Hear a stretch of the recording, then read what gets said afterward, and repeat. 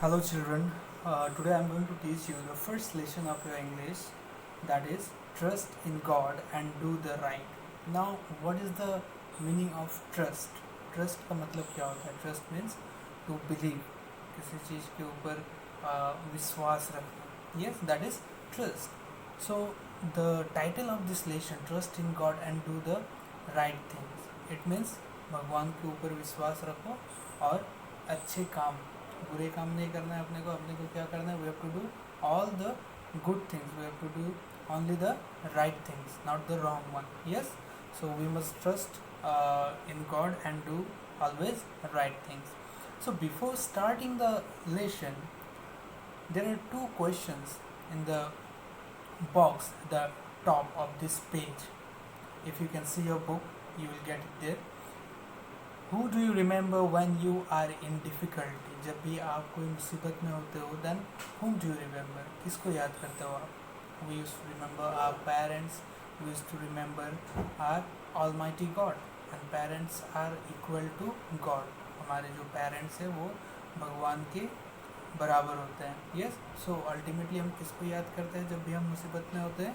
We used to remember to our God. And next, do you pray to God every day? This is a very big question for you all. क्या आप भगवान को रोज pray करते हो? Yes, if you are not praying, then you must pray. Okay, so now let's start this lesson. The first line of this poem: courage, brother, do not stumble. That means courage means what? Himmat. So here you can see in this picture there is a girl and a boy. This girl is sister and the boy is her brother.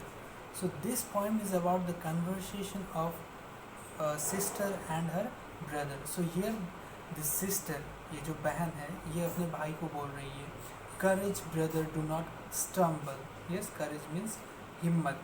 So ये अपने भाई को बोल रही है हिम्मत रखो भैया, आप लड़खड़ाओ मत.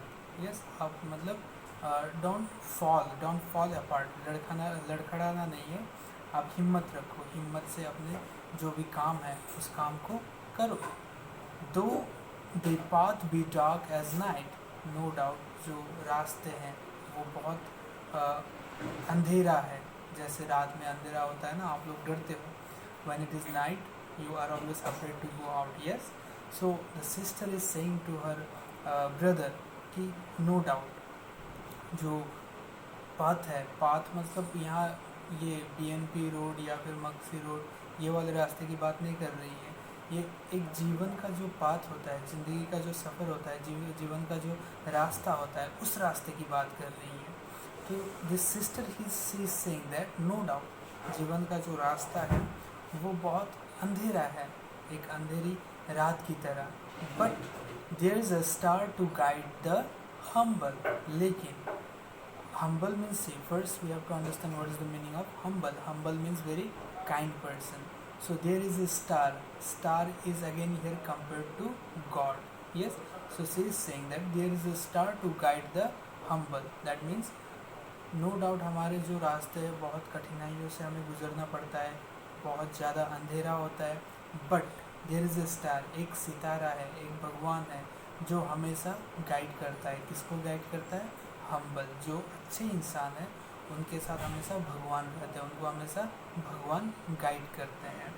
Trust in God and do the right. इसीलिए आपको भगवान के ऊपर विश्वास रखना चाहिए और अच्छे काम करने चाहिए. Do the right, you should not do the wrong thing. Now let's start the second stanza. Here the first line of second stanza: let the road be rough and dreary.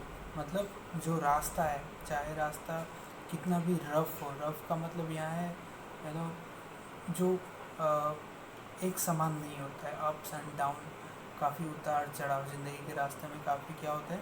उतार चढ़ाव होते हैं. यस, तो यही बोल रहे हैं कि चाहे रास्ता जितना भी डेंजर क्यों ना हो, जितना भी रफ़ क्यों ना हो, या फिर जितना भी भयानक क्यों ना हो, ठीक, आपको रुकना नहीं है, आपको गिव अप नहीं करना है. Yes, and its end far out of sight, foot it bravely, strong and very. चाहे रास्ता जितना भी भयानक हो, चाहे रास्ता जितना भी रफ हो, आपको रुकना नहीं है। चाहे वो बहुत लंबा ही क्यों ना हो, आपको रुकना नहीं है, बल्कि आपका जो भी कदम रहेगा, आगे का जो भी कदम रहेगा, whichever whatever you will be your next step, you have to keep that step with full confidence, with with full positiveness. आपको डर डर के अपने ज़िंदगी को कदम नहीं रखना चाहिए। आपको सही डिसाइड कर लेना चाहिए कि आप आगे क्या कर रहे हो, आगे क्या करोगे।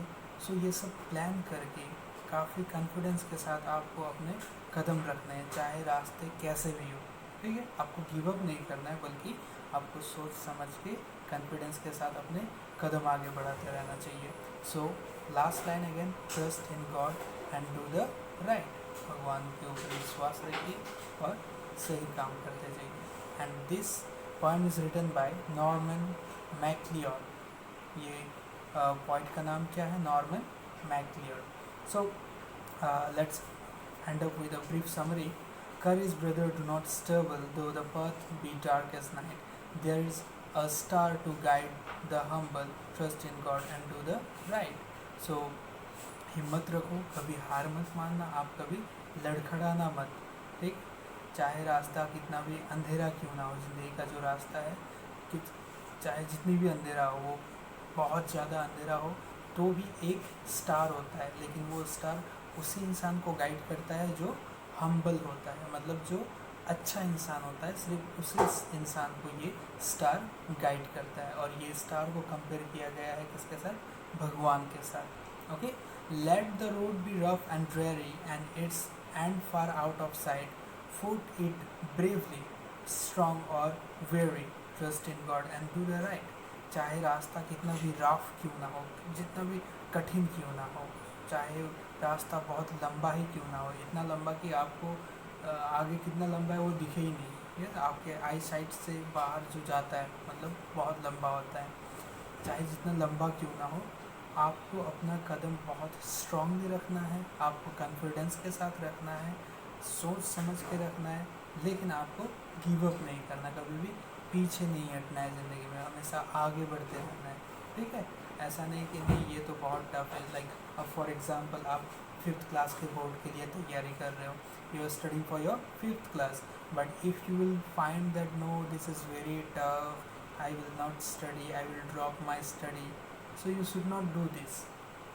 No doubt, it might be tough. ये कठिन हो सकता है, ये टफ हो सकता है, बट आपको गिव अप नहीं करना है, बल्कि आपको क्या करना है? आपको और अच्छे तरीके से प्रिपेयर करके आगे बढ़ना है।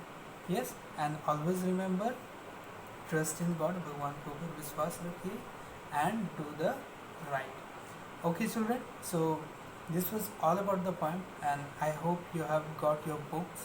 If you have got your books, please write the word meanings and the poem in your CW copy and show me, and at the same time I'll give your question answer also.